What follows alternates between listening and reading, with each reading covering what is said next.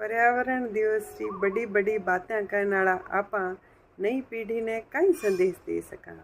हर जीवन हर उत्सव में डिस्पोजेबल रो काम ले कि तब तक शहर रो ध्यान राख नहीं सका हम।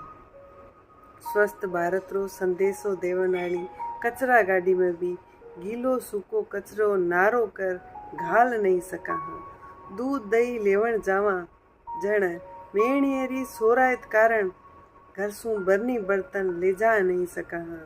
पर्यावरण दिवस री बड़ी बड़ी बातें करने वाला आपा नई पीढ़ी ने कई संदेश दे सका।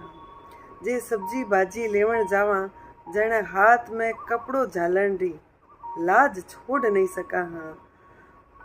और धरती री हरियाली चावा पर सालूने 2 पेड़ लगावड़ी जिम्मेदारी नहीं ले सका हाँ। पुराण की रिवाजा ने याद कर बरसाती पानी ने अमृत मानर बावड़ी टांका ने आपा सांभ नहीं सका।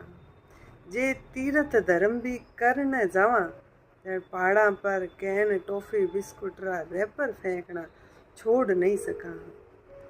सरकारी जगह जावा तो खुले में जानो हर चलते नलके ने चलार बंद नहीं कर सका हाँ। पर्यावरण दिवस री बड़ी बड़ी बातें करने वाला आपा नई पीढ़ी ने कई संदेश दे सका। जठे पैदल चाले ही काम सरे बठे धुएं आली फटफटियरो मुँह छोड़ नहीं सका।